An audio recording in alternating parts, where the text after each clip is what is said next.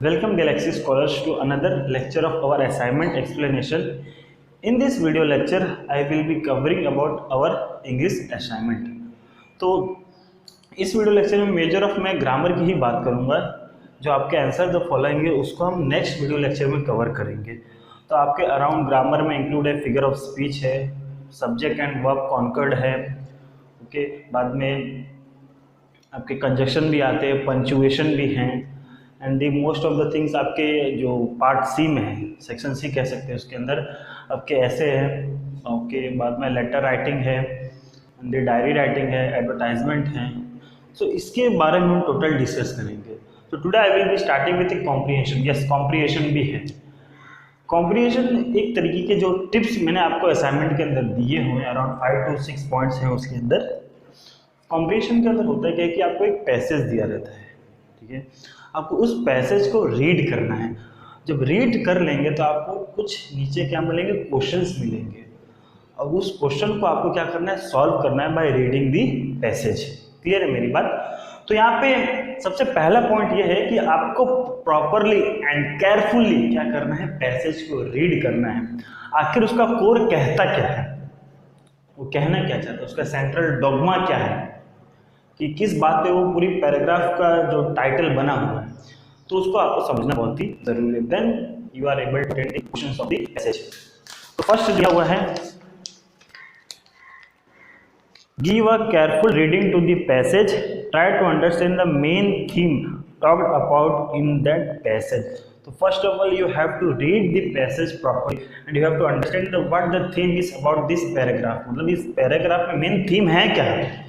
Clear है मेरी बात? जैसे कि आपको एक पैराग्राफ दिया हुआ है वीमेन एम्पावरमेंट में, तो पूरा उसके बारे में डिस्कशन दिया रहेंगे, तो उसको थीम को आपको समझना है, इसमें कुछ ह्यूमन एम्पावरमेंट में क्या क्या बातें लिखी रहेंगी। क्लियर है? Next, read the question given relating to the passage. Second factor important यहाँ पे कि जो पैसेज से रिलेटेड आपको क्वेश्चन दिए होंगे उसको प्रॉपर वे में रीड करना है।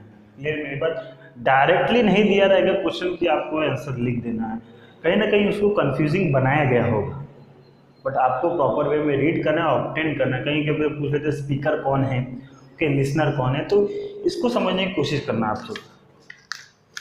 Right the answer as far as possible in your own words, ये इंपॉर्टेंट बात है। मेजर ऑफ स्टूडेंट करते क्या है, they always read the answer which has given by the teacher, but वो आपको नहीं करना है। आप खुद के वर्ड्स पे आंसर लिखिए, बिकॉज वहाँ पे आपका इमेजिनेशन यूज़ करना बहुत ही ज़रूरी है। अपना इमेजिनेशन यूज़ करेंगे तो आपका डेवलपमेंट होगा। तो वहाँ पे आपका आंसर अपने वर्ड्स में लिखना है, in your own words. Answer should be brief on to the point, ये भी बात है। आंसर आपको लेंथ ही नहीं लिखना है, सटीक लिखना है। ओके, एक लाइन में भी लिखेंगे बहुत ही बेहतर बन सकता है, ज़्यादा बकवास नहीं करना है वहाँ पे। Pay attention on the tenses, ये इंपॉर्टेंट फैक्ट है। आपको टेंसेस बहुत ही ज़रूरी है, कहाँ पे आपको ऑक्सिलरी वर्ब का यूज़ करना है, कहाँ पे डूइंग वर्ब का प्रॉपर वे में यूज़ करना है। ये नहीं कि कहीं पे पास्ट टेंस में आप बीज लगा दे रहे हैं, बाद में प्रेजेंट परफेक्ट कंटिन्यूस टेंस है तो वहाँ पे हैव बीन, ये सब ज़रूरी है। ठीक है, पास्ट परफेक्ट कंटिन्यूस है, वहाँ पे हैड बीन, ये सब फैक्टर आपको याद रहना चाहिए। ओके, तो टेंसेस के भी मैंने एक चार्ट पेपर दिए हुए, तो आप पीछे उसको फॉलो भी कर सकते हैं।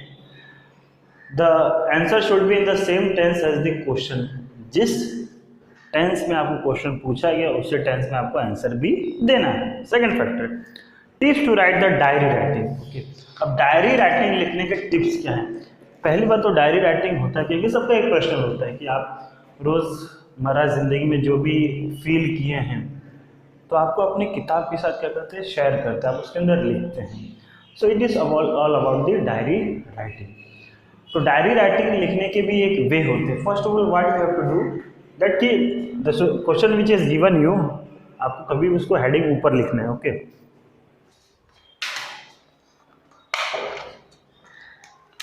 जो आपका मेन क्वेश्चन है उसको ऊपर लिखना है।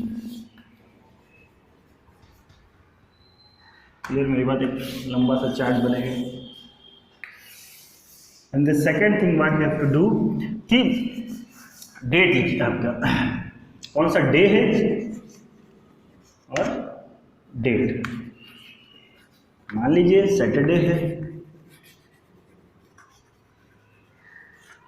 24/11/2020। आपको जो फॉर्मेट सही लगे उसके हिसाब से आप लिख सकते हैं। तो पहला बात आपके क्या आएगा, आपको यहाँ पे कॉमा लगाना ही बहुत ही ज़रूरी है।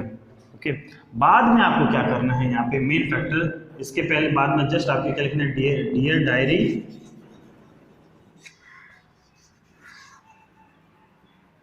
और यहाँ पे आपको टाइम भी लिखना है। ओके, यहाँ पे आपको टाइम भी लिखना है। क्लियर है, यहाँ पे आप टाइम भी लिखिए, वो बहुत ही ज़रूरी है।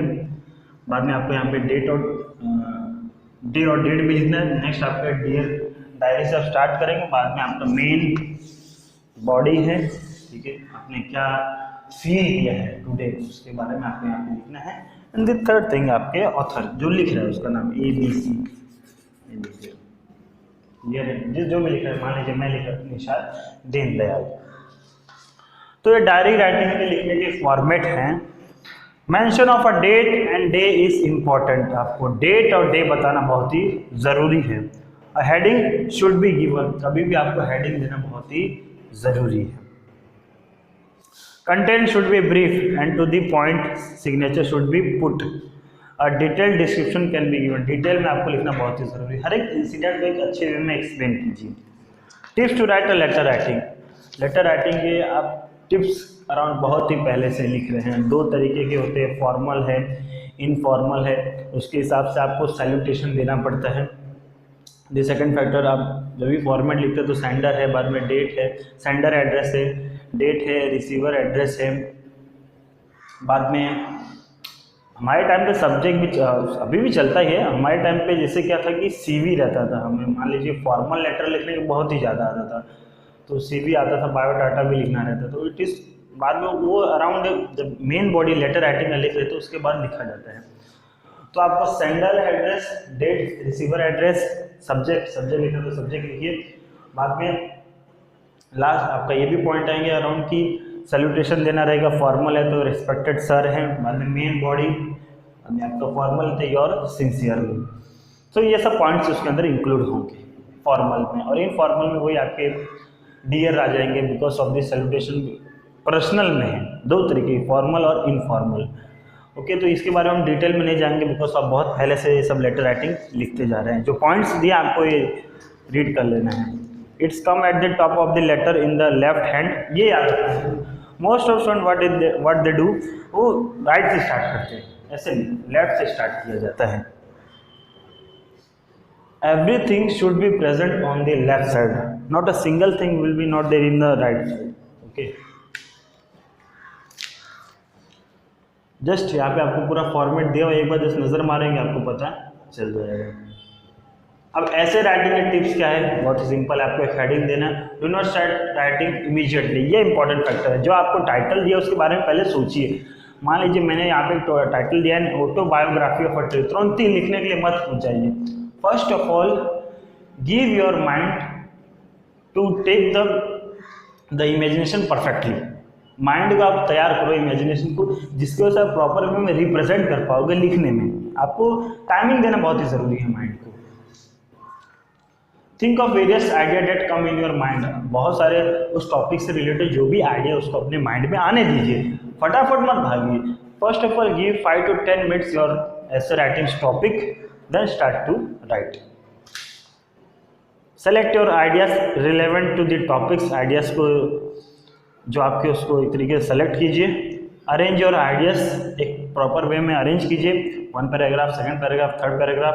Divide your essay into paragraph, yes आपके ऐसे राइटिंग को पैराग्राफ में डिवाइड कीजिए। Use simple words and short sentences, short sentence में बात कीजिए और सिंपल वर्ड्स कीजिए, ज़्यादा कॉम्प्लेक्स मत जाइए, इतना भी सिंपल मत यूज कीजिएगा कि एक तरीके से जो आप एक्सप्रेशन करना चाहते हैं अपने थॉट्स के वो प्रॉपर वे में अच्छा ही ना लगे। इट शुड बी डाइवर्सिटी, ठीक है, डाइवर्सिटी होना चाहिए, diversity creates beauty. Make it clear, brief and interesting, उसको क्लियर रखो, छोटा रखो और इंटरेस्टिंग रखो, because when ever reader will read, जब कभी भी रीडर उसको रीड करेगा तो उसको अच्छा लगना चाहिए, कुछ इंटरेस्टिंग थॉट लिखा उससे। ओके, आज के लिए इतना ही, थैंक यू।